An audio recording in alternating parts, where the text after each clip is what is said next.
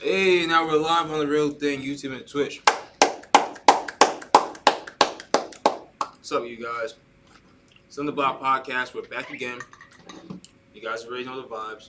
Every single weekend, we're here to give you our Lenderblock news and do an interview guest. Today, you're here rocking with us. Internal podcast, two key members of the Lenderblock Corporation. Got me, Michael Lewis, Kane Chambers, right here. Together, we're going to do a Lenderblock podcast together, and we just want to keep y'all tapped in, keep y'all tapped in. How are y'all doing? Make sure you interact with us in our comment section right here, whether you're on YouTube or on Twitch. And just stay involved. If you're on Twitch even, if you want to subscribe, we appreciate those. You want to cheer, we appreciate those. Anything, literally. Anyways, guys, welcome to the Lenderblock Podcast. I am Michael Lewis, your host, and we are sponsored by Lenderblock Corporation. Lenderblock Corporation is a software development firm which creates equitable lending and borrowing software, which provides FICO-FREE credit access to all people. We do this through two main apps, the Blender platform and the Partner platform. The first app, the Blender platform, allows members to create their own credit lines using their own interest rates and minimum monthly payments, and we put these credit lines out on a platform where other members who are acting as lenders can view these credit lines and choose to lend to them if the lenders deem the credit lines to be profitable enough, and if they deem the borrower's credibility statistics to be credible enough. On the flip side, borrowers will repay lenders monthly based on the minimum monthly payment which they set for themselves, and lenders receive these interest compounding payments just as though they were the bank.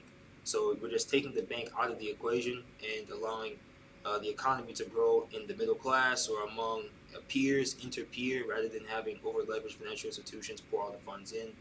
We're doing more of a decentralized approach to credit, and it's allowing people who typically were barred from credit to have access because they don't need FICO, because we use collateral to protect against borrower defaults. So we have this new system here where there's nothing really like it, and that's the most exciting thing that we're coming to the table with, in addition to the Partner platform, which is a sibling to the Blender platform, but it allows members to create interest-free rotational fund saving groups. So you can basically, let's say I want to invite 10 people in my family to a group, and I want us all to contribute money into a pool on a monthly basis, let's say $100 per month. And each month, when everyone contributes, one of the members will get an omission of their contribution, and they'll get to withdraw the sum of everyone else's contributions. So what that would look like is if I have 10 people and I invite all the other 9 people, I'm in the group too, I make 10, and I get the first turn to withdraw from this group. The other 9 people will contribute 100, and on the first turn, I withdraw the 900 that's summed from everyone's contributions. The next month, I'll be a contributor, and now the next person will have a turn to withdraw the sum. It goes around the big circle, and after 10 months, everyone will have had a turn to withdraw and contribute $900 cumulatively. And that's a Partner platform. It's a cultural practice. So once again, the Blender platform and the Partner platform are not brand new concepts. They're more so modernized applications which streamline processes that humans have been doing for thousands of years. So people have been saving together in groups, lending to one another, peer-to-peer, for as long as human beings have been, in existence. So we're just putting in the modern age with smart contracts and applications to increase the transparency, legitimacy, and the accountability of all members. In addition to that, guys, we're a fun company. We have some fun moments. Check out our Lenderblock gaming channel as well. Make sure if you're on Twitch, make sure you're tied in to all the times when we go live playing games too. We're going to pick that up soon. We know that people actually like seeing us play FIFA and the rivalries and everything. That stuff is pretty funny.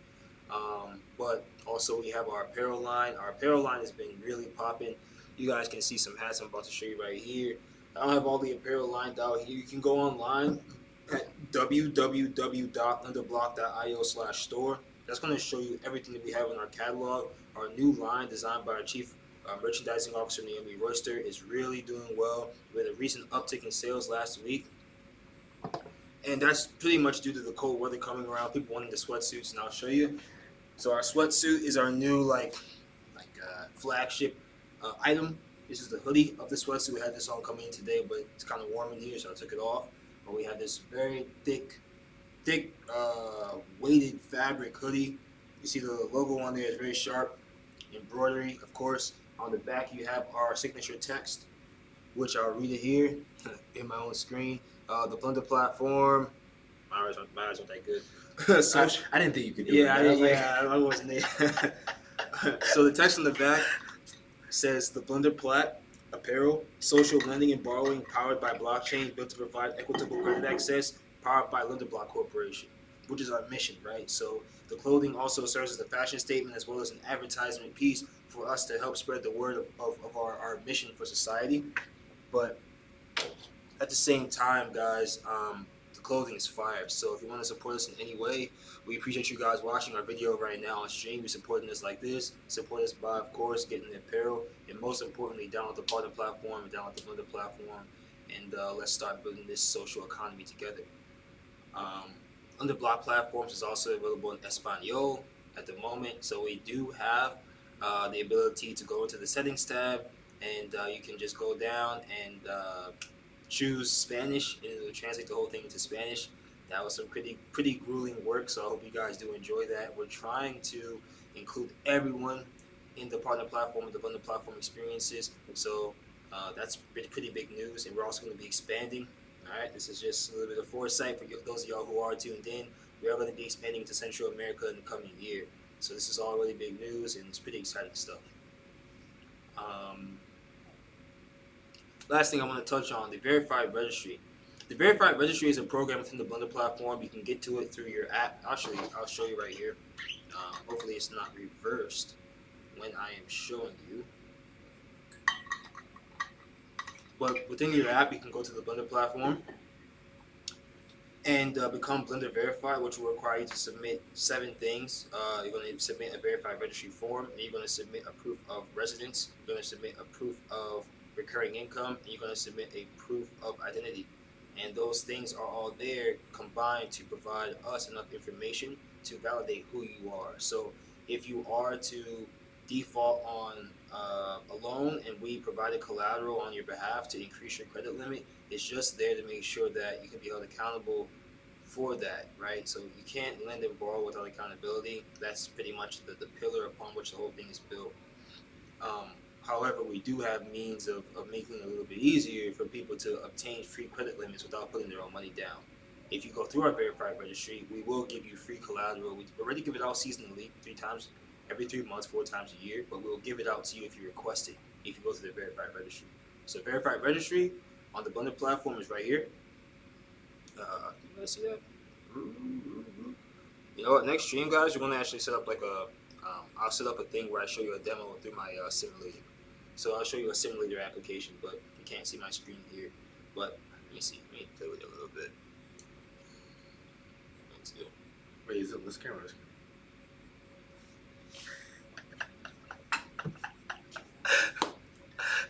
Can you see it? Lean it forward, tilt it forward, go closer. Closer. There we go. You see it? Okay. So if you guys can still see, I'm going to click the top one, Becoming Blender Verified. What else? Like move it down. There you go. So you can kind of see there. Yeah. You see all those check marks? They're like good, do. I see them. Now you're going to want all those do's to be good. To receive the Verified Registry form, you click that button here. And that's going to allow you to receive the form. You'll submit the form, and then you'll submit the documents below that, which validate the information on that Verified Registry form. We've had people submit this already. It's a very streamlined process for us. The way you're going to submit this stuff is you're going to send an email to that email highlighted up there. If you touch this text here, it copied that email for you automatically. And you're going to send an email to that with the attachments that we're requesting from you. And the only caveat is that you must put your username in square brackets in the subject. The subject of the email should be nothing more than square brackets with your username in between. Our automated system will automatically check and make sure that that's a valid username, that your attachments are valid, and then from there, we can automatically process your application. And once you have all these approvals, you can receive your collateral increases at will.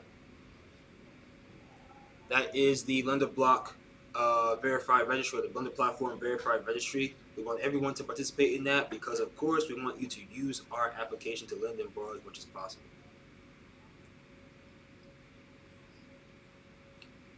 All right, that's pretty much it for the Lenderblock announcements. How you feel, man? It's pretty Feeling good. you were happy that Portugal lost to Morocco.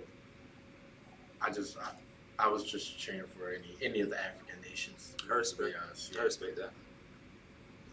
But yeah, it was a slow match.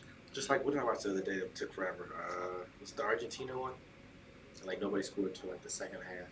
I think you're thinking of Another one. Brazil versus Brazil. Yeah, And I was like, oh my goodness, Croatia. like It's crazy. But Brazil is like the Lakers. It's like a good comparison. I think of like they have so much star power, so much talent on that field, but for some reason, bro, just can't get it. can't get that ball in the goal. Can't get it right. Can't get that ball in the goal, bro.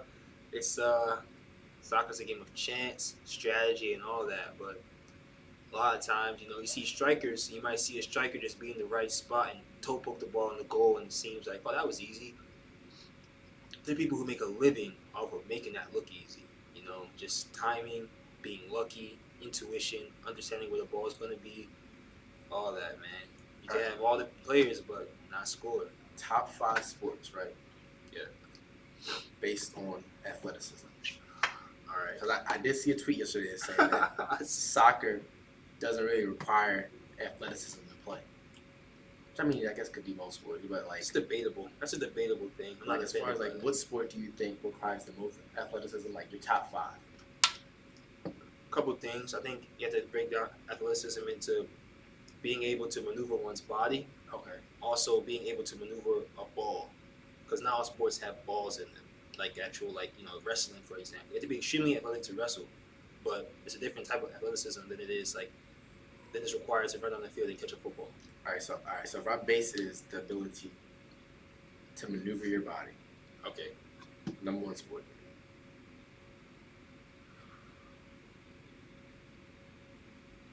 I mean, then I guess are we talking like gymnastics at that? But it's like I don't know. Yeah, I don't want to get too into it. Yeah, that's why I say like ball playing sports are just so different than Right, non-ball sports. Like also combat sports are far different. I could say someone who does capoeira maybe is not as athletic as someone. No, maybe he's more athletic than someone who does jiu-jitsu. Although I'd rather know jiu-jitsu. I don't know. I'll answer. I will answer. I see the top. That's of the popular sports. So like, I'm gonna give you football, basketball. Of the popular ball playing sports.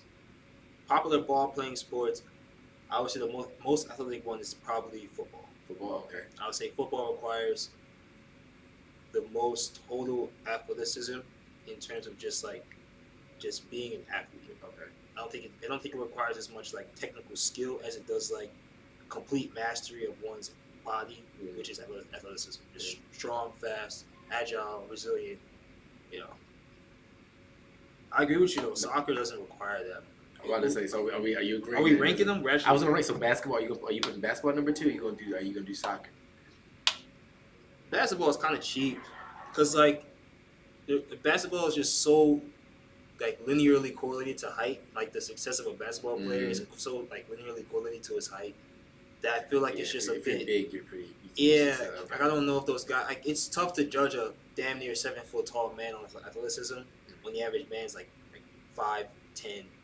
So it's a completely different body style. But I wouldn't even put basketball at number 2. I don't think you have to be that athletic to play basketball. I don't think you do. I think you just need to understand the game and be big. But I don't know for sure. I don't know that for sure. I would say next is probably in terms of ball playing sports, man. I would say soccer, bro. Sorry. I would say soccer. I would say soccer requires more athleticism than basketball. Because these days, I know what you're thinking, like, oh, well, you could just look at Messi, he doesn't look that athletic, but it'll probably be hard to even tackle Messi. Like, if you were in the open field and you just said, oh, I'm going to tackle him, it'll probably be hard to even, get close enough to tackle because he's going to slow down, speed up, and it's going to be hard.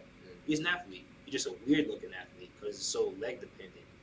But and core dependent. It's not arm dependent. Like most men are built with big arms when you think of an athlete. But at the same time, I would say look at Kylian Mbappe. Kylian Mbappe can outrun a lot of people, bro.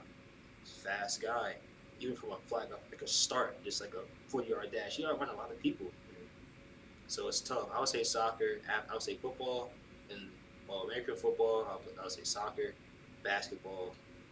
If you want to say top five, I would say maybe like lacrosse looks pretty difficult. I'm not gonna lie to you.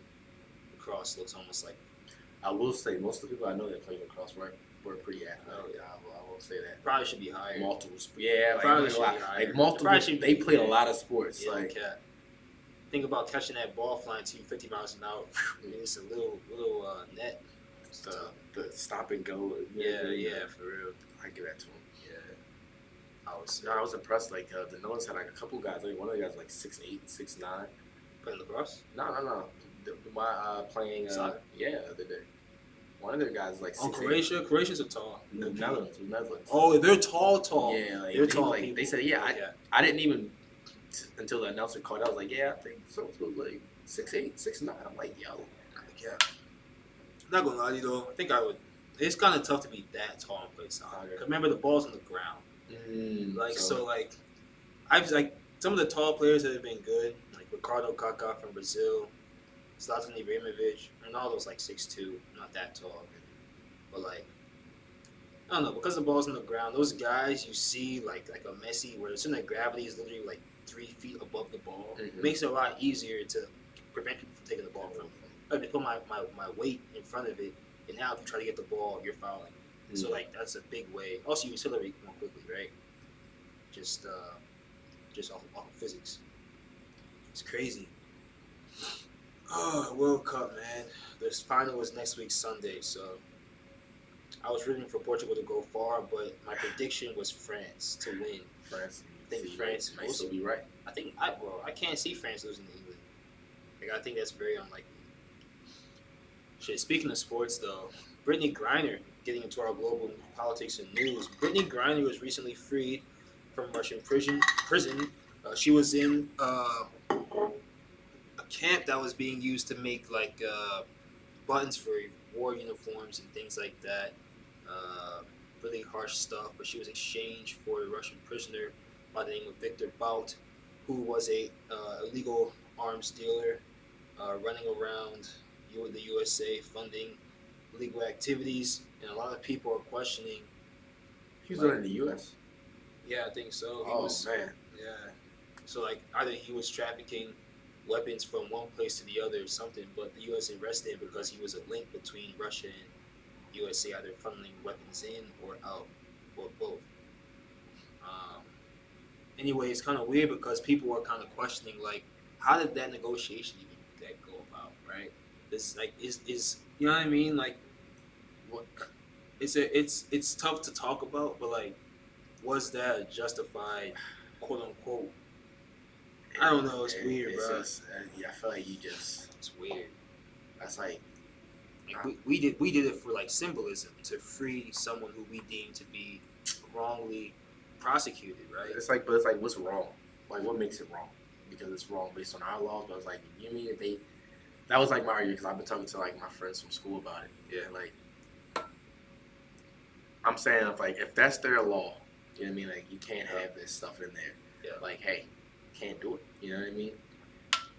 But to get exchanged for like a terrorist, like, damn near Osama bin Laden. Yeah, like Osama bin Laden. Like, I'm not gonna lie. Like, sorry, Brittany, but like, that's what people are saying. It is. I mean, I don't even like. I know people say like bring home the rain, but it's like, nah. Like, you don't just. But I know, like, they were saying, like, the political moves behind it. Yeah, it's like more of a symbolic thing. The bases that she covers as far as, like, voters. So, like, I get it. I guess I get it politically, but listen. It's like, what I said, it's like us trading, like, we just traded LeBron for it. I don't know. Yeah, no cap. It's, I don't know. I'm glad that they did it, though. Like, a piece of me is very happy. I think that was the right thing to do. Mm-hmm. Just because I think it was so crazy how she was arrested and actually thrown into a penal colony. Mm-hmm. However, it does raise a question of, it raises some question, but it was the right thing to do because you can't allow one of your citizens to be arrested that way by an enemy nation and not do anything about it, especially when there's so much attention on it, because it makes the country look weak. So what if it was a different crime? like a heinous No, crime. not like a murder, but like fraud or something like that. Like she committed fraud in their country. Like, do we still go? Do we still get her? Yeah, Still? Okay. yeah. I So think what it's would you more. draw the line? Like, if murder, like if she murdered somebody, like she's got to stay. No, regardless, you bring her back here and you hold her in prison here. Okay. You know what I mean? You don't let your enemy hold a person of high, like face card value. You don't let your enemy hold your celebrities and use them for ransom and use them to like prove a point and taunt them in front of other nations and say, look, we have Brittany Griner. You know what I mean? Is that Bring her back. Is what they did? Yes, that is what they did. That's what they did. Like, Yeah, they taunted the fact. and got a terrorist back. Like, Yeah, they won. Like, objectively, Russia won. But in terms that of won like Biden some votes. I mean, got Biden some votes. I guess Biden is the next president, bro. That's gonna be an issue in itself. got him some votes. Listen, it's fun and games now. Like, we don't want to hear in a couple months. Like, I'm not gonna lie to you. Trump released Kodak, and I still think that's more tough than bringing back Rick Britney. Yeah. I'm not gonna lie to you. But I think overall, like even beyond like Biden doing things for his own follow-up campaign, I think it's just like you just can't let your enemies like show that much like will to dictate, people who are U.S. citizens. I think that's a sign of weakness, and I think that was the main thing of getting her back. I hope Victor Bout is retired. Nah, you about to get active. Yeah, I hope he's not active again. Yeah, he's like a movie. Like a movie. Remember that movie Salt with Angelina Jolie? I hope he doesn't Wanted. get active It's gonna again. be just like that. Nah, man. Like, I don't want to hear he out here exchanging AKs to people and we done exchanged them for. He probably already has. Oh he already. Bad. He's active already. Bad news right there. Yeah. She's a kid though.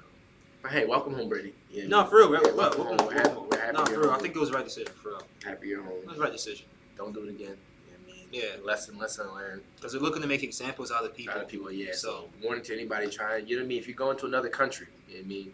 Make sure you know their laws and customs. Yeah. Don't want to get you booked. Yeah. Cause I can't say if Biden will come get you. that was a unique case. Yeah. Right? Okay. We are not celebrities. You know what I mean? If you're a regular person, yeah. Follow the laws in the follow countries the that laws. you're visiting. Yep. Okay. Next up, some major stuff is happening in Germany. This one is packed up. So in Germany right now, there is a far-right extremist group attempting to overthrow the government. Let's just let that sit for a couple seconds. All right.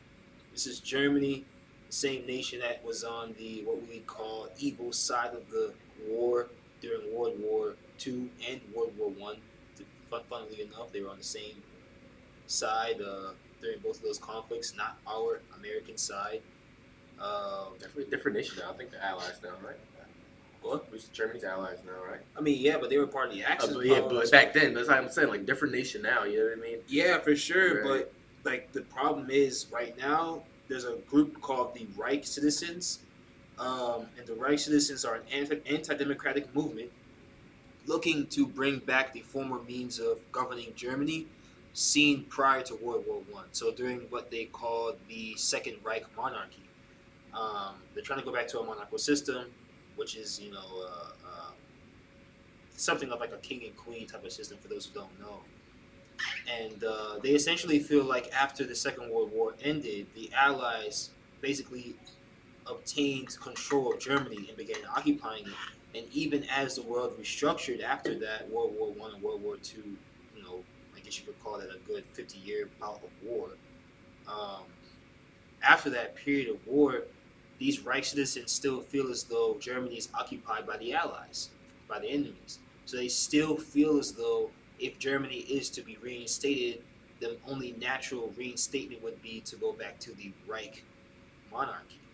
So they still feel like the Reich monarchy is just almost like in a hiatus, waiting to be reawakened, dormant. So this is also called the Reichsbürger, which is Reich citizens in German, if I'm not mistaken. Those correct me, please, if I am incorrect. But the ringleader of the movement is electing himself as the next leader of Germany. It's very Hitler-esque, which is worrying. If you guys know anything about how Hitler came to fame, it started very humbly in bars and lounges and things like that, getting people to just believe in his workers' movements and scapegoating demographics who were seen to be prosperous in the area as the German average citizen of German descent was suffering. They started to scapegoat people like the Jews and non-Aryans, and the whole thing grew from there. Hitler was arrested, and I'm rushing through a much more detailed story, but wrote a Mein Kampf, and from there people started reading that memorandum and started believing in it. And a very similar form of growth, organic growth of like a underlying revolting group is forming.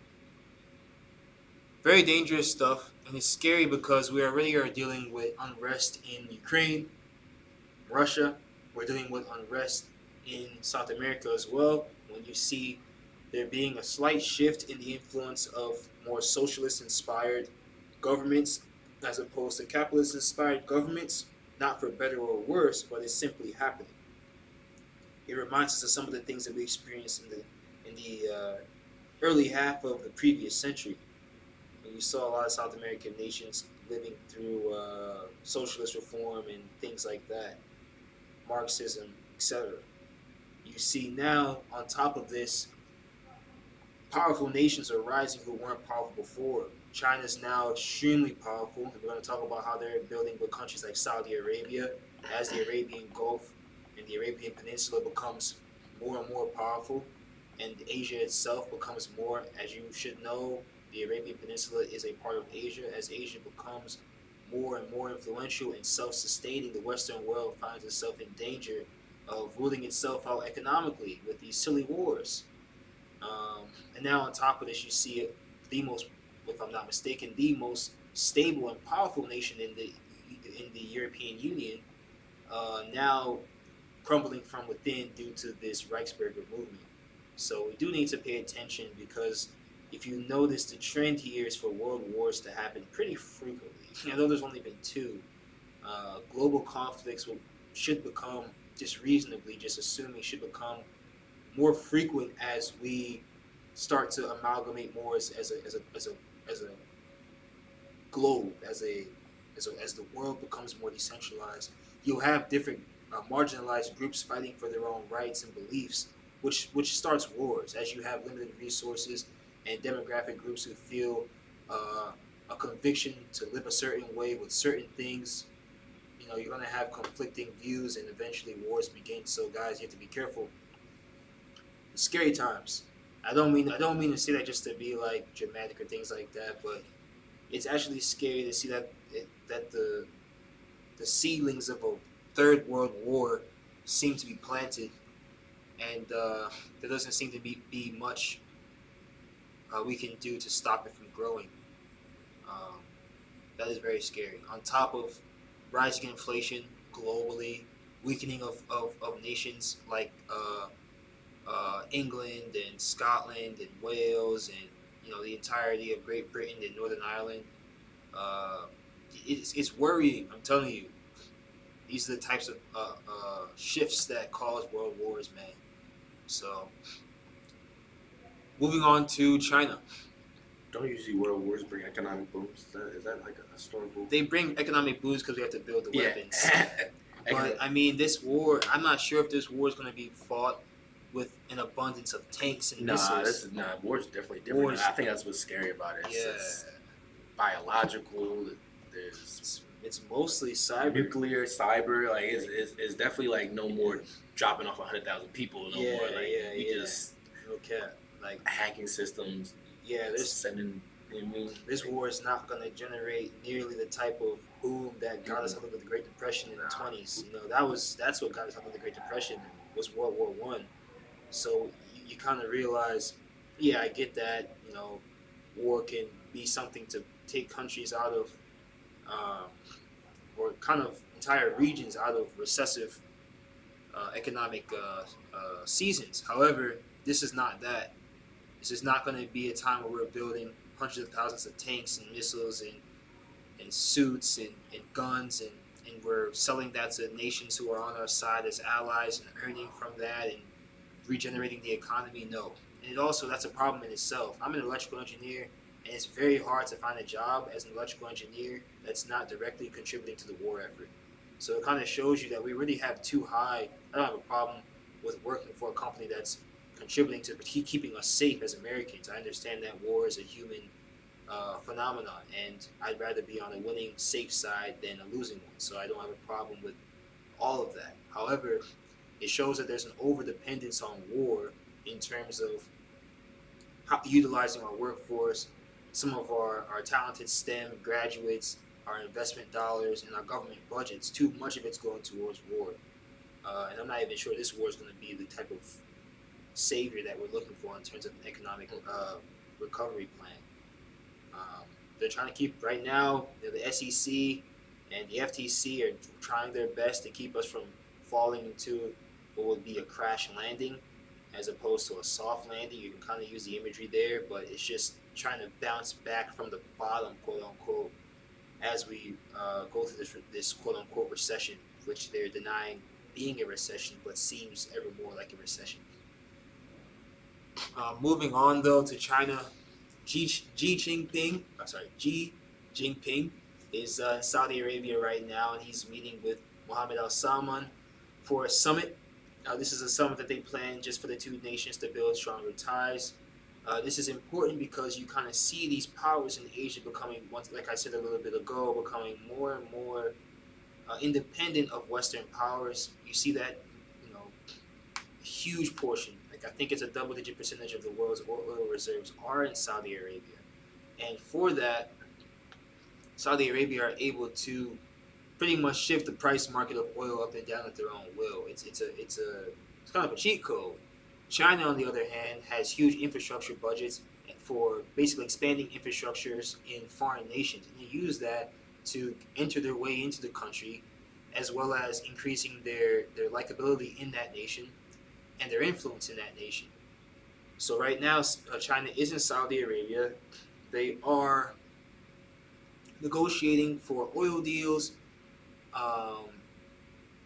as well as exporting deals, because China is the main source, or Saudi Arabia is the main destination for Chinese exports, which is actually kind of weird.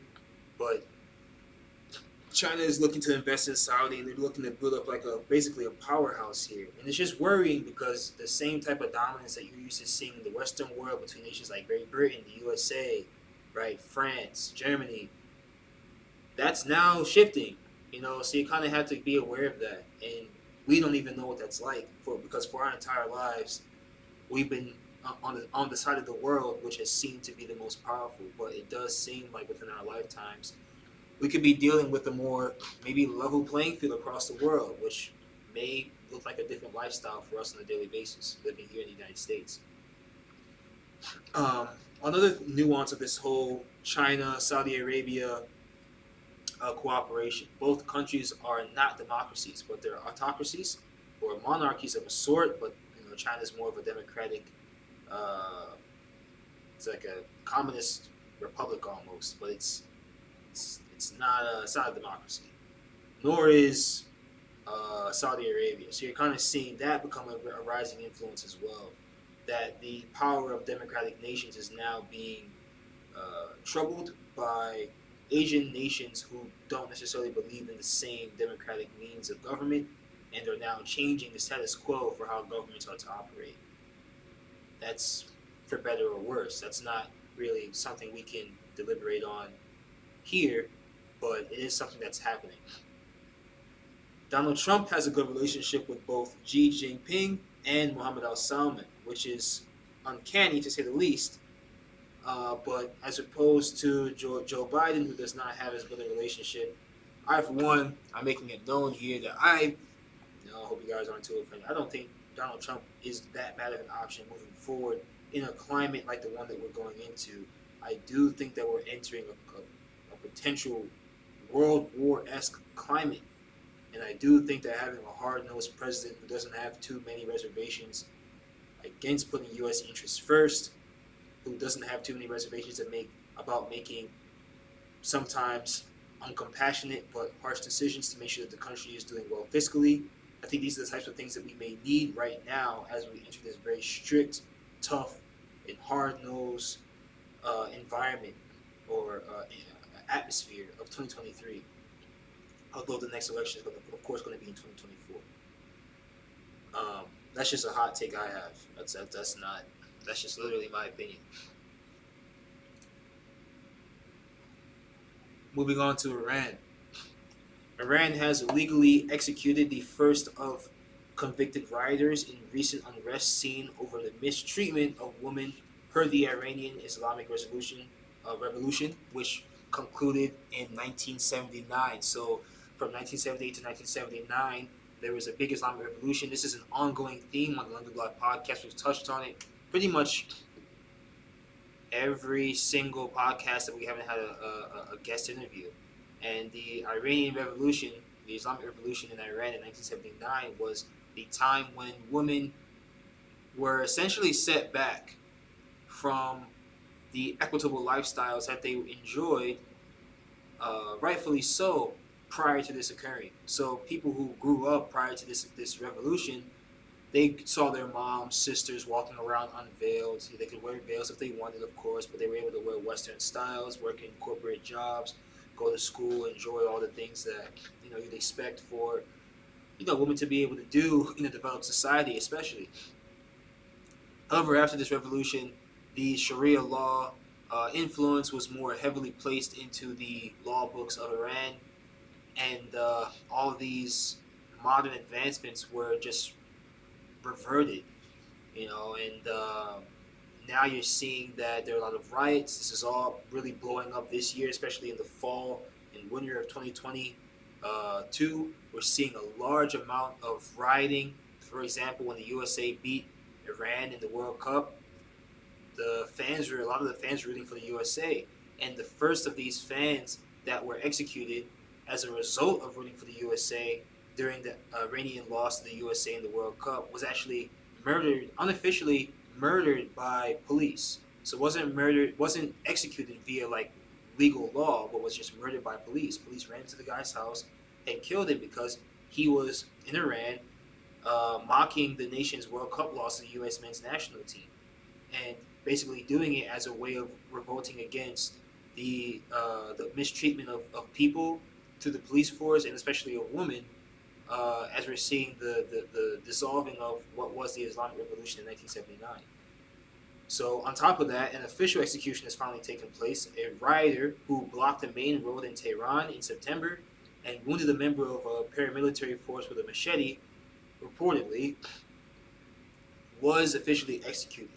And it's worrying because the world needs to step in to stop this execution practice from continuing. Because if it's allowed to be a practice of simply murdering the people who are standing up against the government, especially with there literally being the world eye viewing them, then it's a sign that the people there are clearly not safe. If you can kill a man who the entire World Cup is aware of, every viewer of the World Cup is aware of the Iranian fans rioting in some way, whether it's in the stadiums holding anti-Iranian propaganda or whatever it may be, it's very worrying. So the world's powers need to go to Iran and stop this type of execution from happening, because otherwise every single rioter who's seen on camera doing anything anti-Iranian is simply going to be murdered. And that's very crazy. We really take so many things for granted here in the USA. The fact that I've even said things that maybe some politician may disagree with, and I can still wake up tomorrow, without being afraid for my life, that is something that we take for granted here. But that's not what everyone has the privilege to do. There are people who literally can't host a podcast like this and express any opinions. I'm telling you guys, don't just take it for granted, especially with what I was mentioning earlier. Take your freedoms heavily, not lightly, and don't take them for granted. Make sure you fight for them and know that they exist as freedoms, because there are those who live without them. In Peru, Pedro Castillo, the former president of Peru, was recently impeached. He was impeached due to some breach of the expectations in his role as president. However, he tried to dissolve the legislative body as a last-ditch effort to retain his position as president. The Peruvian Congress simply ignored this dissolution and continued to impeach him. And his vice president, Dina Boluarte, is now the current president, and she is the first woman president of Peru. Very interesting. Very, very interesting. I don't know if anything like that happened when Nixon was impeached. Mhm. It's basically like Nixon saying, "You know what? There's no more Congress." Yeah, Get him out of here. yeah. And Congress are literally looking at him saying, "You can't do that." So it's pretty funny. It's not funny at all, but it's not funny. But it's also not the worst.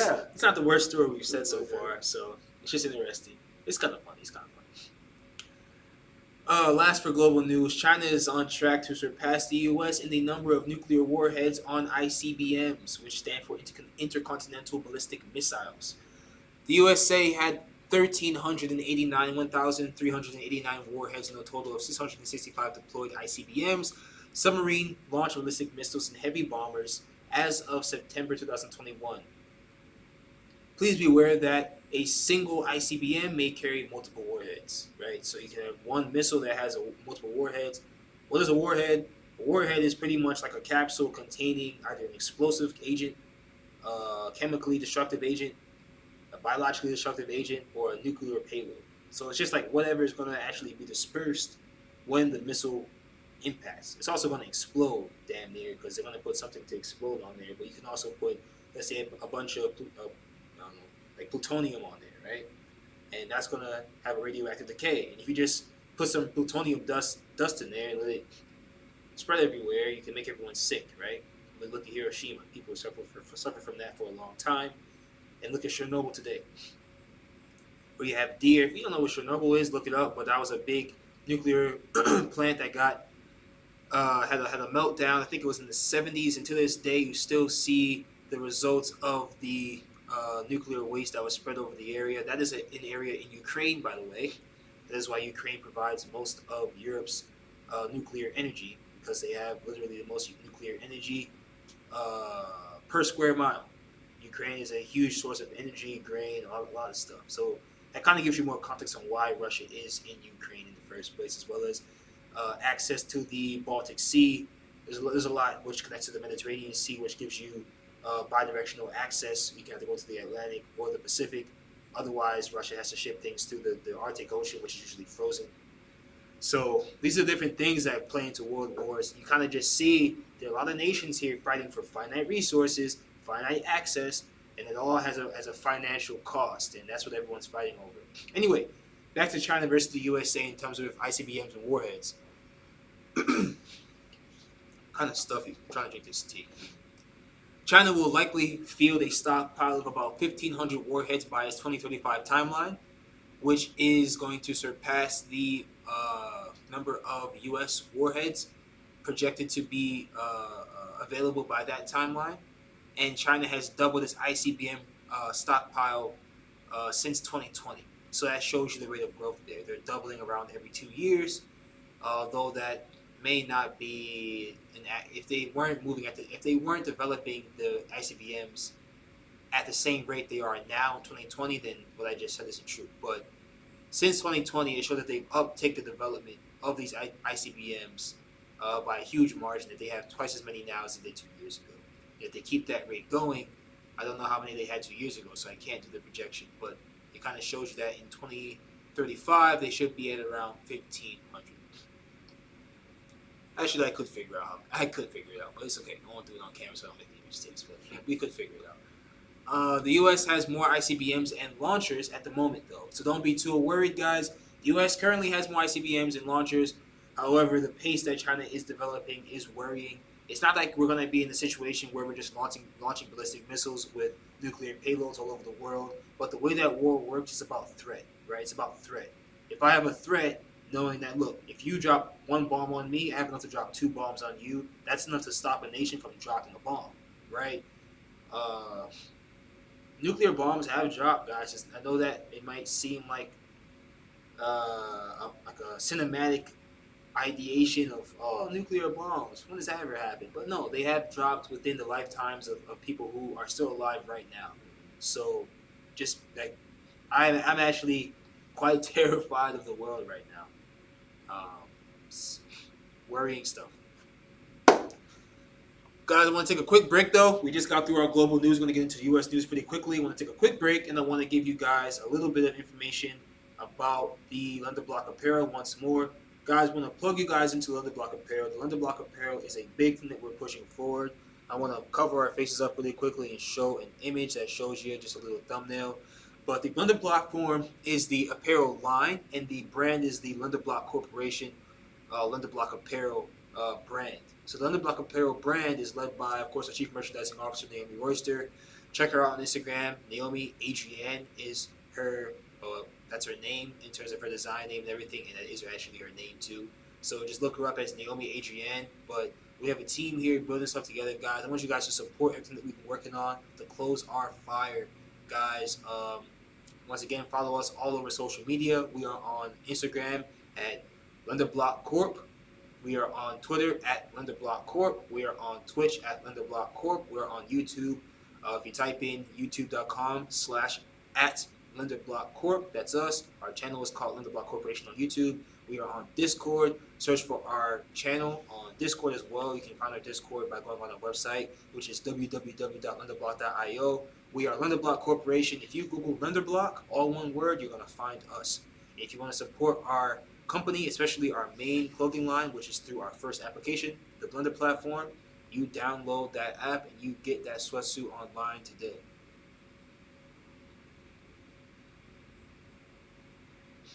All right, guys, we're back. So now we want to get into a bit of U.S. news, right? Let's talk to the stuff that's close to home. So right now, of course, we're dealing with a lot right now, close to home. Dealing with the impending recession that is continually being denied to be a recession, but we're feeling it. We're feeling the prices of everything going up. We're dealing with the beginning of a new presidential race. We only have one. Let's say gas is going down.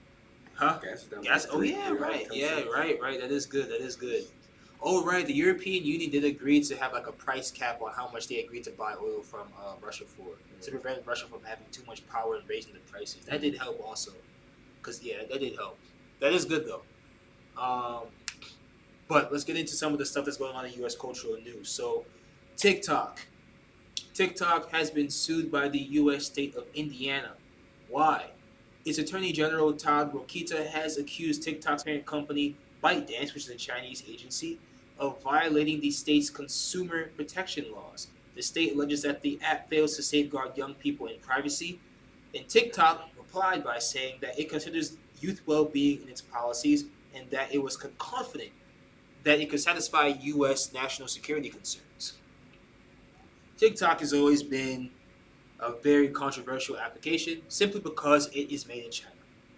If TikTok were, that's really what it's all about, bro. Like if TikTok were made in San Francisco or Palo Alto, people would not have a problem with it. However, I don't think it's unreasonable to be concerned over it just because it's made in China. I think that's a valid reason to be concerned. Because you just think about, I know I've heard arguments about like, well, if it's in China, they can be funneling in negative or detrimental ideas to the youth. Yeah, sure. I'm not even so fixated on that one. I'm more fixated on the data mining.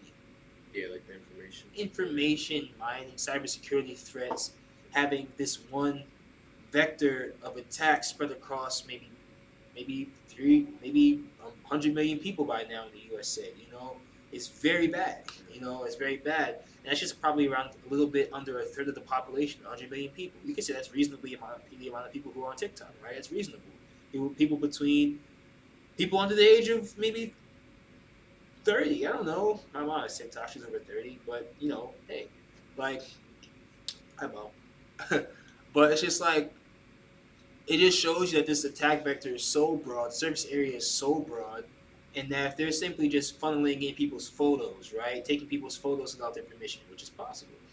There are ways that you are supposed to declare whether or not you allow photo access by an app to your photo album within an iPhone and within an Android.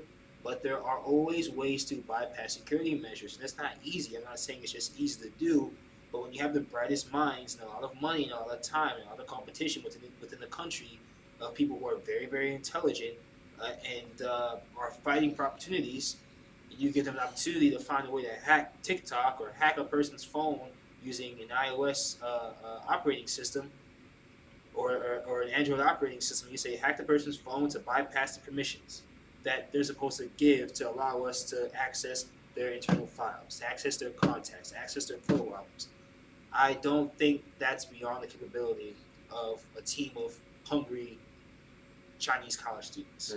I don't think so. And it's just showing you social media companies are not necessarily fitting in to the ethics of the world in the modern day. Back in the day, social media was very innocent, right? You go on Instagram, you go on Facebook, you connect with people, it was very wholesome. I'm not talking about the wholesomeness of the content going down, but the use of social media is now being used more and more as a tool rather than as a diversion, right? Because of that, social media companies need to be more cognizant of the security.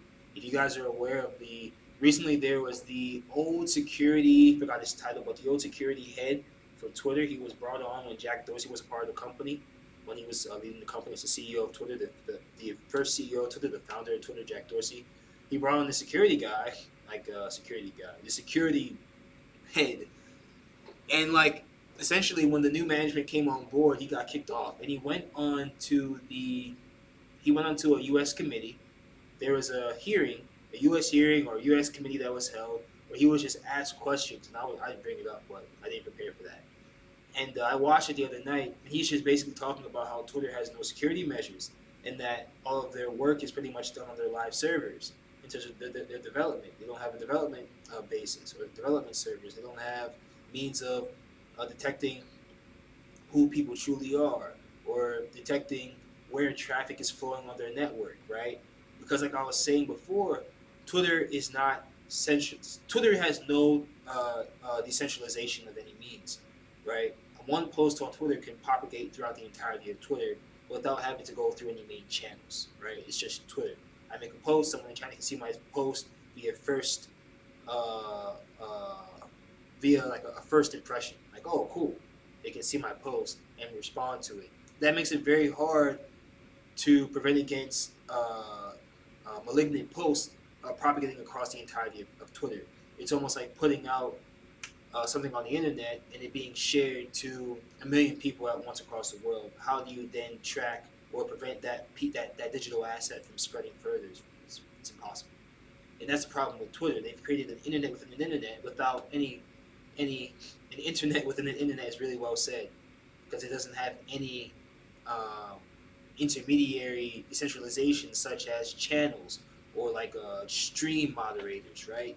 If I go on Discord and I create a channel, I moderate my channel and what goes in my channel, or Reddit. If I create a Reddit thread or a Reddit channel rather, I have to moderate my channel. None of that exists for Twitter, and that creates a huge security flaw in which they have no control over whether it's porn, whether it's torturing some innocent, whatever, whether it's there's just literally disgusting stuff on Twitter, and it's just like they have no control over it whatsoever.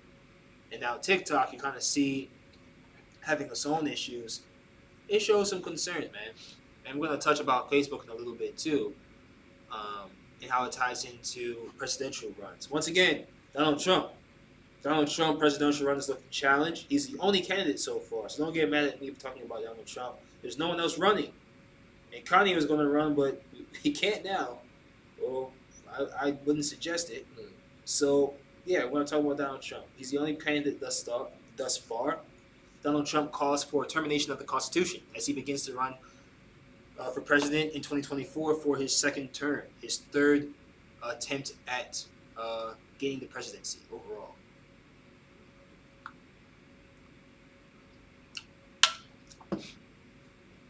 Donald Trump is calling for the termination of the Constitution, and this is his reasoning. He said, quote unquote, in the tweet, Do you throw the presidential election results of 2020 out and declare the rightful winner? Or do you have a new election? A massive fraud of this type and magnitude allows for the termination of all rules, regulations, and articles, even those found in the Constitution. So Trump wrote this on Twitter. Oh, my bad. It wasn't on Twitter. This was on Truth Social.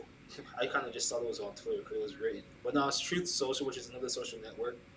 And he accused big tech of working closely with Democrats. Furthermore, Trump said, our great founders did not want and would not condone false and fraudulent elections. So Donald Trump is asking for the Constitution to be thrown out. This is wild stuff here, and I'm just looking to see what's going to come of this. Will people take it seriously? Will his alt-right fans follow along with this and support it? Right now, I've seen pretty much every single major House representative on the red side of things denounce the elimination of the Constitution. Trump has not had much support for this, but he's basing it off of the 2020 election being tampered with, etc., etc. I think it's a bit ironic because there were talks of his own, 2016 election being tampered with, which worked out in his benefit, right? When he won over Hillary Clinton. There were talks of Russia being involved in helping him to win in relation to Trump's close relationship with Vladimir Putin. So it's kind of ironic that he's now saying, hey, let's eliminate the Constitution, let's terminate the Constitution because I lost unfairly. But he also won, quote unquote, unfairly. It's the First Amendment. Second Amendment was one of those. First Amendment is the right to free speech. Second Amendment is the right to bear arms. It's just the First Amendment. I imagine you follow Elon Musk on Twitter. I don't even get on Twitter. Yeah, I was gonna say this week. Elon started releasing a bunch of like Twitter documents. He's the owner now, and basically that was one of the things he leaked was that basically Trump asked. Well, it says Trump and Biden both asked for like certain information to be suppressed, and it was. But they were saying like how that was a violation of, I believe, our First Amendment. It is. Yeah, especially because Trump was in office. I think this was for the 2020 election. So basically, like they're trying to like pull that back out and say that he violated the First Amendment, so like he shouldn't be able to, I guess, run in 2024. But it does show how like big tech is involved heavily. Big tech is involved, and I think Elon was trying to do it to really show that like Biden, because this whole thing was like I think he's trying to expose like Hunter Biden and stuff like that, then basically trying to suppress information on him. But what is all that about? His son or his grandson or something? Something like his son had some ties to I think Russia too, or something like that, and a laptop, bunch of crazy stuff. I don't know. It's always a laptop. Yeah, it's always a laptop. But basically, yeah, I think in doing that he exposed that like, hey, Trump asked for certain information to be suppressed, so did Biden, and like it was, what's the word? Basically met. Twitter did it for them, but it'll be interesting to see what else comes out. I mean, it's crazy. This is all on top of a little while ago, a Washington State judge fined parent company Meta $25 million. We talked about this a little while ago too on the previous podcast, but the Washington State judge fined Meta nearly $25 million for repeatedly and intentionally violating campaign finance disclosure law in what is believed to be the largest campaign finance penalty in U.S. history. This happened because there were several elections going on within Washington State, and essentially the ads that were being put out by the candidates for the red side and the blue side, there was not a transparency shown in terms of the invoices sent to those campaigns for their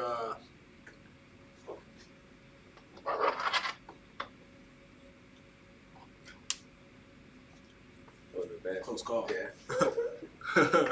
Close call. So essentially what happened there is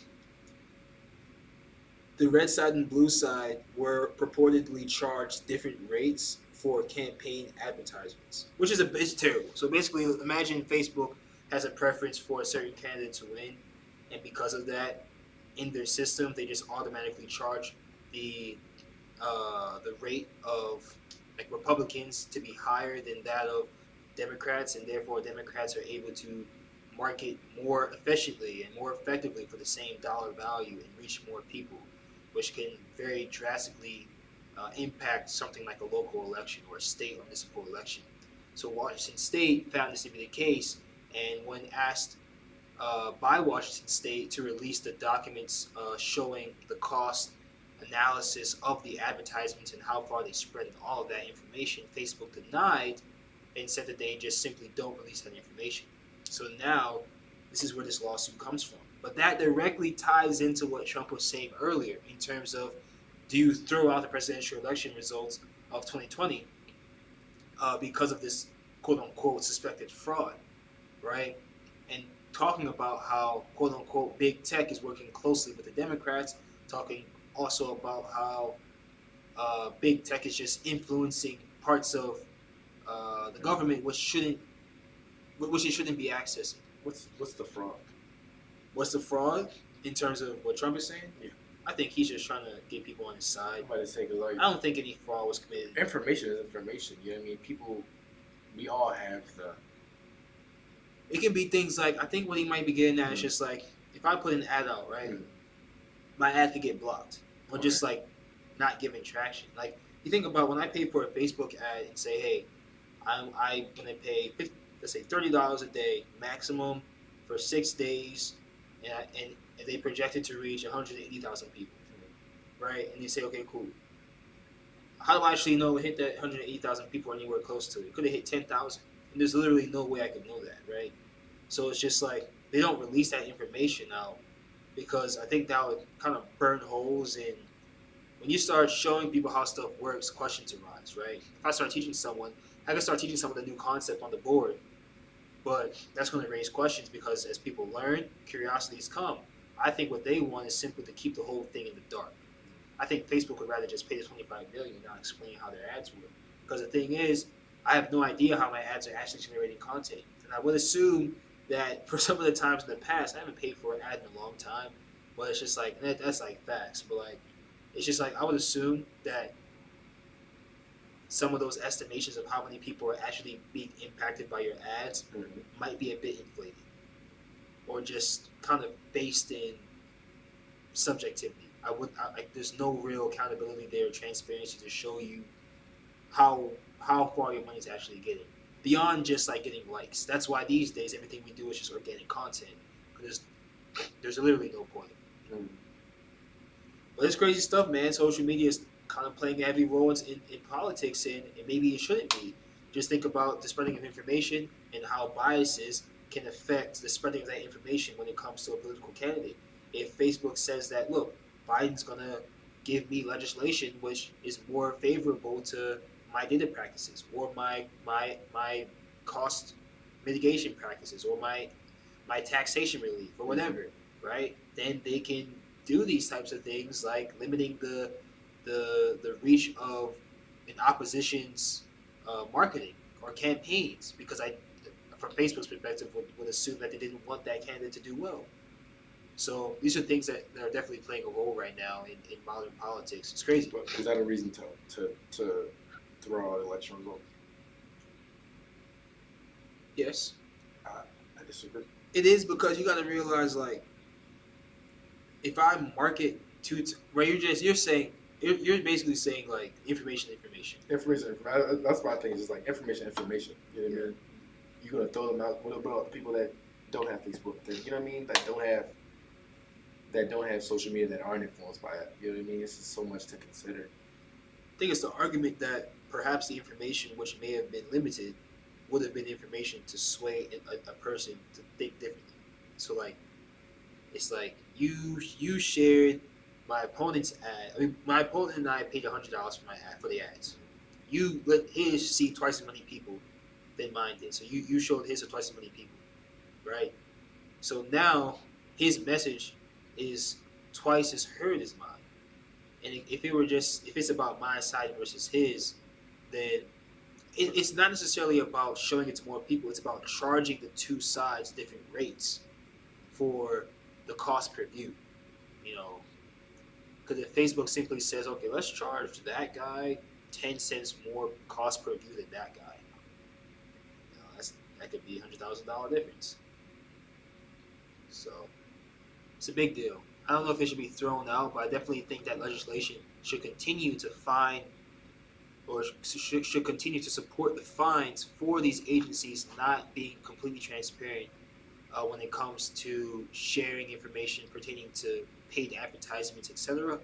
And that could end up helping the average consumer too. People like us on Lenderblock Corporation trying to get people to learn about our FICO-free lending and borrowing platform, the Blender platform, the partner platform.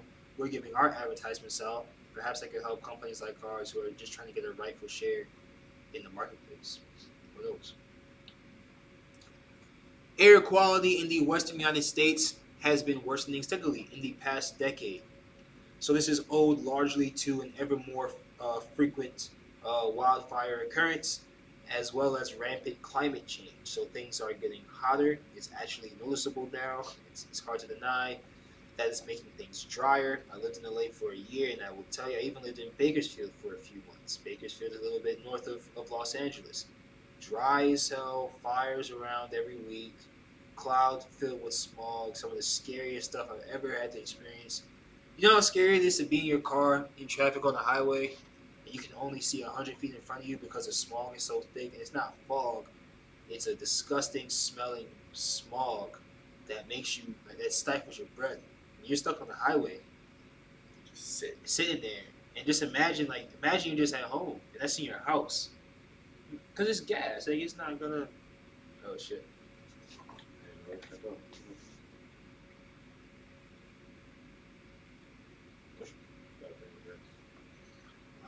don't even know my thing.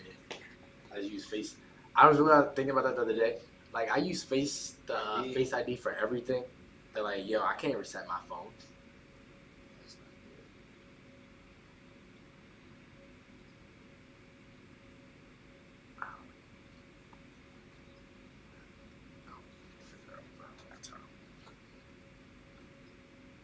But Nah, it's crazy. like I don't know. It's crazy, bro. Like, I'm not sure. Like, that was one of the scariest moments I've ever had. Once again, air quality in the western United States is worsening steadily over the past decade. This is owed ever more to the frequent wildfires and rampant climate change that we're experiencing. You can see that the just by living in LA, living in Bakersfield for about a year, I can tell you that it is real. Like you drive through forest fires, you drive through smog, you drive through like it's scary stuff. Just to like, it feels like a plague from God. That's really how I felt. Like driving through the highway, I'm on what is that? US or 5 maybe, whatever that highway is called. You guys will know when you get to the Grapevine going north. From LA up to Bakersfield, it's scary stuff when it's just a fire. You're stuck in traffic, or even just in your house, you start to see the smog around you. It starts to seep into your house, of course, starts to, diffuse into your house. That is scary stuff, bro, because you can't escape that. That's the atmosphere. Imagine having asthma or whatever else. So in 2020, there were 15,444 square miles burnt in the United States. That is the second highest amount since national records began in 1983. So that's 15,444 square miles in 2020 alone that were simply burnt. And that is a square footage that's 25% larger than the square mileage. It's 25% larger than the square mileage of Maryland. So that area, Maryland is around 12,000 square miles, and we're talking about 15,000 plus square miles simply burnt in a single year. It's a big problem. That is a really big problem. That is an entire state burning in just open land. It probably isn't being used for too much, but that's worrying because that just builds up carbon in the atmosphere, pollutes smog in areas where there's a low elevation, such as valleys like the Central Valley in LA, and it doesn't go anywhere. Same type of problems can exist in places like Mexico City, low elevation, but when you're talking about the valley in LA, things like air quality are a huge issue that people just get used to it. Like places like Bakersfield, Visalia, Fresno, yeah, air quality is definitely an issue. Moving on, this is the last topic in our U.S. news. 2 women sue Apple, claiming they were stalked by exes who used their Apple AirTags to track them. I think one was a situation where a woman had an air tag thrown in her trunk and the husband used it to find her. The other one, a woman separated from her husband, took the kids with her, and the husband threw an air tag in one of the kids' book bag to figure out where they were going. I guess they didn't know, and just scary stuff. We're not getting into the situations there that they were actually in, those individuals. However, we are noticing the fact that someone can track you by putting this, this geo tracker on you and pretty much follow you all over the place. So that's very scary stuff. And once again, we're raising concerns for technology creators, whether it's a social networking platform like a Facebook, TikTok, or Twitter, or it's a hardware development company like an Apple, who also makes software. Of course, we're talking about things like iPhones, AirPods, Apple Watches, and AirTags. All these things require a certain ethical onus to be accepted by the creator of the technology. And if the technology creator doesn't want to take that onus, it raises the question, should that technology creator even be allowed to put that software or hardware or product out? Perhaps not. If you're not willing to take the onus for your software and the collateral damage which it can do, perhaps you shouldn't put it out. For us here at Lenderblock Corporation, we experienced that firsthand. Like I tell you guys all the time, the Lender platform is limited on two aspects. We limit the amount of debt that the individual borrower can go into by setting that person's credit limit equal to the amount of collateral that's put down on that credit limit's behalf, on that credit line's behalf. So if we put down $1,000 of credit limit, let's say some of that came from us as Lenderblock Corporation, pro bono, giving out collateral on behalf of a lender, on behalf of a borrower, forgive me, and a borrower puts down another, let's say, X amount on their own behalf to equal, let's say, $1,000, and that credit limit now is going to be fixed to that $1,000 of collateral that they put down, and that prevents them from ever being in debt more than the amount of money which is there to secure them. This is a mitigation to a risk that we have currently for borrowers defaulting. However, it allows borrowers to have access to the wide range of lenders on the platform. We have over 2,000 members right now, all of which can lend to you at any given moment. It's very exciting stuff. Go create your credit lines. We have over 2,000 members on the app right now who can lend you funds today. So create your credit lines and get your credit line to be the most popular. Get it up to the left side of our scroll bar, and then you'll see people continually funding your credit line with the hopes of getting the interest compounding payments. However, if you default, we have our mitigation in place for that risk. These are the types of systems that we put in place so that way we can protect all the people who are involved, especially those who are putting the most on the table. However, when you look at large companies like a Facebook, a Twitter, a TikTok, or even an Apple, they sometimes get to circumvent these ethical burdens because of their size, right? Because of their notoriety, they're given a pass that ends up only hurting the consumer. So these are the things that we're talking about here. It raises concerns again over the onus of the technology creators for the safe usage of the technology, right? You can't just put stuff out in the world and let it proliferate without being responsible for what it can do.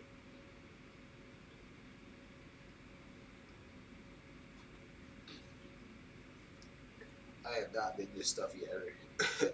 Just ginger. Yeah, right. Just eat it. Yeah, I should know that better than anyone. I have like this, just like in my nose. It's nowhere else. It's just like in my nose. All right, culture and entertainment. Let's get into this. I have one big topic for culture and entertainment today, and it's just Young Thug. It's just Young Thug. And for better or worse, guys, he has been in prison for quite a while now. And it's all due to racketeering, RICO, all that type of money laundering type stuff, right? So let's get into it. Young Thug's legal team filed a motion against a Georgia court to prevent prosecutors from using the rapper's lyrics as evidence against him when his case goes to trial next year. So Young Thug was initially charged with one count each of conspiring to violate the state's racketeer influence and corruption organization. Let me re-say that.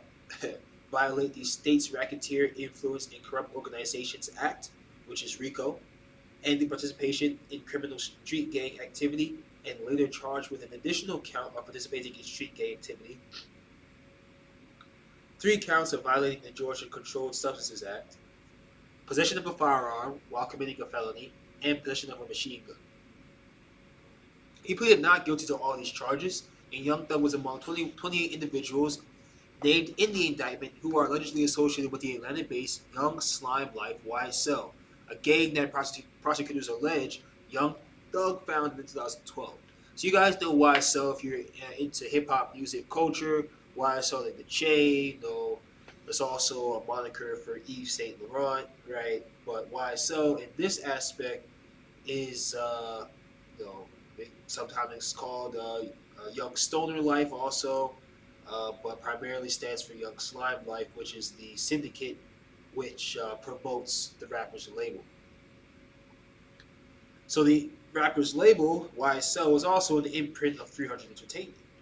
This is very interesting because 300 Entertainment is a very large entertainment label, which is the parent company for YSL, and they have been sponsoring big artists like Trey Songz, like who else is on 300, bro? Of course, Gunna's on there, the YSL. Who else? They got some guys, bro. Yeah, they got some guys, like some big guys. Detroit, big guy, Grizzly. Oh, T Grizzly, yeah. He definitely is on there. Bro, you gotta hold it down for a second, bro. I'm too stuffy. But, yeah. You can still hear me? Or are you about to leave? No, I still hear you. I just gotta. But it is a bit odd that, especially in like the way rap is nowadays, you have so many artists coming on trying to be catchy. What do they call them? Like the SoundCloud rappers, just saying stuff that they may not have actually done, So to now be able to turn that around and be like, you know what? I haven't seen the indictment, but I haven't seen the evidence they have against him. But if you're gonna use his lyrics as evidence, and they actually be successful with an indictment, I think it's a bit crazy. But hey, what if it ended up being good for rap? I don't know, because I do see that a lot of times just people mentioning the things that they've done in their life and telling the stories that they've lived. You know what I mean? I know who did that? Speaker Knockers. Then you had King Vaughn doing that too. But then to be like, hey, I can't tell my story. I can't speak the things that I've lived without them being used against me. But then I may speak something that I may not necessarily have done and it still be used against me. It's interesting. It kind of could change the landscape, of music going forward. What you can say and what you can't say. At that point, is it free speech? You can't even say stuff without it being used against you, whether or not it's true or false. But nah, for real, bro. Music is music. Mm-hmm. That's the thing they're trying to push, right? Music is music and it's art. And artists may say something that's catchy or promote a lifestyle that maybe is being said just to try to attract a certain audience or whatever, but it's art at the end of the day. And the same way you can't go to Martin Scorsese or George Lucas or or even who's the guy who made Django? What's his name again? Tarantino. Yeah, Tarantino. You can't go to these guys and accuse them of being what's being portrayed in their movies, right? Because they're making a movie. The movie is designed to serve a purpose, which is entertainment, to entertain the people who are watching that movie, or in Young Thug's case, or any musical artist's case, listening to their art, right? So whoever's consuming that artwork is just consuming the artwork. I can't go to Tarantino and say, hey, you're a racist, because in Django, you kept making Leonardo da Vinci say the N-word. I can't go to Leonardo. No, I can't make Da Vinci go to. DiCaprio. Oh yeah. Da Vinci. Yeah, Da Vinci. Yo. But he wish he was Da Vinci. Yeah, but nah, it is crazy. DiCaprio was tough though. But Leonardo DiCaprio, I said Da Vinci. That's funny. Just if they want to indict him, tell them to do the work. You know what I mean? Yeah. But get some fingerprints, get some video, but don't use that man's lyrics against him. That's crazy because then you got a lot. Yeah, you need to apply it to everyone. Right, yeah. To everyone, and it's unfair, right? You have a lot. You have too much. But yeah, I don't know how far you got into. That's new too, isn't it? Is that like new legislation that they can actually use people's lyrics like within like the last year or two? I feel like that wasn't always a thing. I have a. I don't know. I don't know if it was made an actual piece of legislation, but I think they're just exploiting it because it's not. It's not explicitly stated anywhere That they can't. that they can't or that they can. So they're just doing it and waiting for someone to stop them. So like, and we had Kevin Lowers Jr. on the podcast. What was that 2 weeks ago when we were interviewing Mars Zorro and Nigel Sidnor and Winfield Willis? So Kevin Lowers Jr. is, of course, son of Kevin Lowers, and Kevin Lowers is the founder and CEO of 300 Entertainment. So if we have any luck, we're going to try to get Kevin Lowers and his dad, whichever Kevin Lowers you assume to be the Kevin Lowers, but when we say Kevin Lowers, talking about the son Kevin Lowers, we're just trying to get Kevin and his dad on a podcast to just talk about just general stuff in the industry, and maybe we can get more insight into kind of how this is developing across the nation. But Kevin Lowers did say in the courtroom that the following message. He did say this in the courtroom in defense of Young Thug, and also led a campaign against the usage of art as evidence for convictions. This is what he said. In courtrooms across America, black creativity and artistry is being criminalized. With increasing and troubling frequency, prosecutors are attempting to use rap lyrics as confessions, just like they're doing in this case. We recently, like I said just now, had Kevin Lowers on the podcast, and if we are able, we'll go up to New York, go to the 300 office, try to kick it with them, and get some more insight on that. That'll be a cool one that we can kind of tap y'all into. So we'll make a trip out of that pretty sure. That'll be pretty lit. Oh yeah. And to wrap this one up, guys, we're trying to keep it nice and short for y'all. You guys, I'm busy. It's a Saturday. Trying to kind of finish up with the World Cup talk a little bit. World Cup quarterfinals are underway. We just saw a couple games. Morocco just beat Portugal. Oh, hurts my heart. Ronaldo, I wish you would have won. But he didn't. And Portugal, oh man, it hurts. Anyway, Brazil lost to Croatia. That was a tough game, man. We were just talking about that earlier when the stream just started. That was a game that was kind of slow to begin with, not because it didn't have any action, but just you didn't know who was going to win. You kept thinking Brazil was going to win. They had their moments, their momentums, but no ball ever crossed the net, right? No ball ever crossed the line. Was it Croatia? Brazil had I think Brazil had 11 shots on goal. Croatia only had 2. They had 11 shots with no conviction on goal. God damn. I was happy that Neymar did get a goal in. Nice goal too. Yeah, good goal. That was a quality goal. 1-2, wait, another 1-2, round the keeper, roof it. Good goal. And today we will finish up with England and France. We'll probably catch the beginning of that right around now, for real. Let y'all know what we think about that next week. England and France are going to play pretty quickly. I have France to win the entire World Cup, by the way, so I think France are going to wipe the floor with England around the 70th minute. I think you're going to see a 2-goal difference between France and England, whether that's 4-2 or 3-1. I think that, I don't know, I see England with a lot of talent.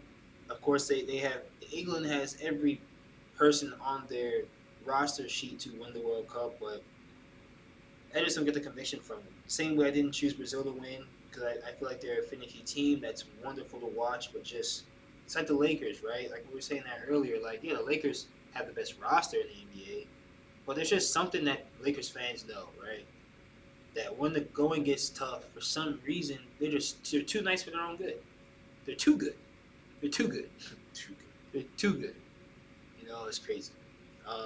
Sometimes it's coaching also. The coach just has so many options to put on the field. A lot of times the coach just puts the wrong person on the field. It's all about finding that best cohesion. You gotta find the pieces that best work with each other. Yeah. In the Brazil game, people were saying they shouldn't have taken Vinicius Jr. out. That's the dark-skinned guy who plays in the left wing. They put in Rodrigo, who's also almost as good as he is, but people were saying they lost a threat on the left wing, and they had to start relying on Antony on the right wing, who was very good when he came and he got the pace up. I love Antony. Quick, sharp. That's a guy on the right wing, left footer. only uses his left foot, but he's just so unpredictable with the ball and always makes something happen. I like that. But that's the same thing that Vinny Jr. offers as well. It's surprising that the coach took him out. It's tough. Netherlands and Argentina. I didn't really have too much of an affinity for either nation, but I'm happy to see that Argentina. I'm happy to see that Messi is doing well. I have no real affinity for Argentina myself. I'm not like a huge Argentina fan. I think growing up, always like seeing Brazil, and of course, if you like seeing Brazil growing up, you tend to think of Argentina as the antithesis of Brazil. But there's no reason for me to think that. I'm happy to see Messi do well. And if that's the only reason that I'm happy to see Argentina do well, that's good enough for me. So Messi will see what comes of your bout with the winner of England and France, which will likely be France. And that's a good replay of the prior World Cup also. So we'll see. I have a feeling that France has it to take home. England and France, though, do not sleep on Kylian Mbappe. Kylian!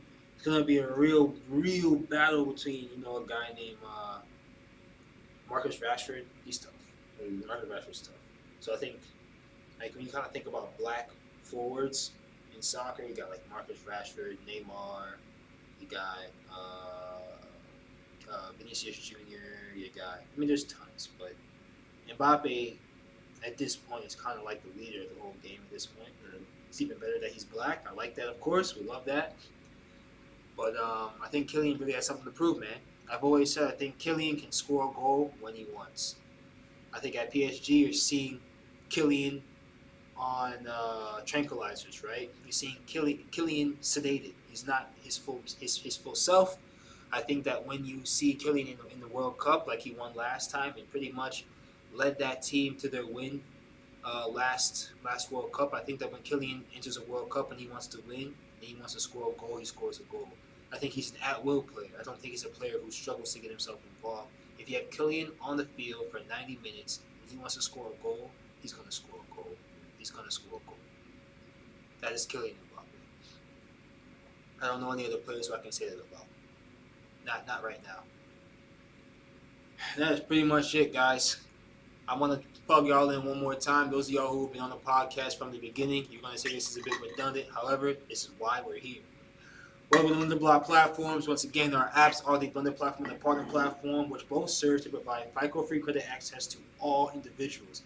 The Blender platform does this by allowing members to act as borrowers, creating their own interest rates and minimum monthly payments. They put these credit lines out on a dashboard where other members acting as lenders can view these credit lines and choose to lend to them if they deem the borrower's credibility statistics to be credible enough, as well as deeming the credit line itself to have enough lender interest from other lenders, as well as just profitability from transactions going back and forth. All this data is available in the Blender platform app. Showed you a little bit earlier some of the footage of how to become Blender verified on there as well, so that when you create your credit line, just note you're gonna have to put down some collateral at first. You have to put some money on your Blender Wallet card, and that virtual Blender Wallet card will then be used to execute all transactions on the app. When you put your money on your Blender Wallet card and you create your credit line, you're gonna have to put down some collateral. That could be $5, it could be $10, it could be as little as $5.01. That's pretty much the lowest amount. It has to be greater than $5. You put down that value, that's how you start. You create your first credit line. Now you're self-collateralized. From there, you can grow very, very quickly, right? So we give out collateral once every 3 months. That's 4 times a year. We give out collateral to those who complete our verified registry process, also at will. So if you complete our verified registry process and you request collateral, we'll give that collateral at will because we want you to use your credit line. We want you to use it, of course. We want the platform to grow, and we want you to share your positive experiences with others. The verified registry will require you to submit several forms, several documents. The first one will be the verified registry form, which is going to have you input information such as your address, your social, your identity, your income, stuff like that. And then from there, you'll verify or validate the information that you put in the form with several verifying documents. All this is guided through on the portal called Becoming Blender Verified within your Blender platform app within the settings tab on the right. It's all very streamlined. When you submit your documents, you'll simply submit them by putting the attachments in the email, and in the subject, simply put your username in square brackets. Send the email to verifiedregistry@theblenderplatform.io. That's the email. And our automated system, we've literally processed a couple people's applications already, and we're dying to give out money. Please apply. All right, please apply. All right, and the apparel as well. You guys already know. Just go on our website to look at the apparel, man. Like I love my merchandise, but I have to wash the stuff too. So I'm not walking around and blending stuff every day, all day. All right. So like I love to, but I have to wash it sometimes too. So just check it out online. This is the logo. Everything's embroidered, of course. This is a hoodie, really thick hoodie. Like it's a good hoodie. You got your metal aglets and everything. You know the deal, right? You see the deal, the quality in there, and you can also see. Keep showing it to the wrong camera. But you can also see up here the Blender platform. If I can read that, social lending and borrowing, powered by blockchain, built to provide. I'm reading it off of memory. I can't actually see because my eyesight's not good enough. Let me actually read that. Social lending and borrowing, powered by blockchain, built to provide equitable credit access, powered by Lenderblock Corporation. So these are the hoodies, guys. There's a full sweatshirt that goes along with it with that same text on the thigh. Check out the full gallery online. That's www.lenderblock.io/store.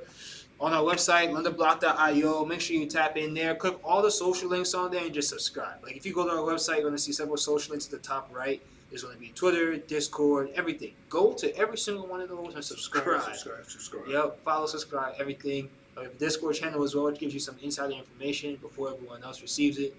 And yeah, guys, this is great. I love this one too.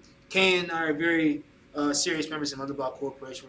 Kane's probably right now probably around, he's up there, all right? He's really up there in this company. So this is a really good podcast we could have. Some days you'll see 10 of us, some days you'll see 5 of us, some days you'll see 2 of us. You may only see me some days, but regardless, you're going to see us give you quality, value, and content that you can absorb, learn from, and grow from. That's our mission, guys. So on that note, I think we're going to go ahead and wrap this up. And we'll see y'all once again every single Saturday. We're streaming live on Twitch at 12:30 p.m. Eastern Time. Our Twitch channel is called Lenderblock Corp. That's www.twitch.tv/Lenderblock Corp. Please subscribe on Twitch. Donations, cheers, everything. Just support, and subscribe on YouTube. Our YouTube channel is Lenderblock Corporation. You can search us up, youtube.com/@Lenderblock Corp. And that's us. So, see y'all. Lenderblock. It's everything. On the come up.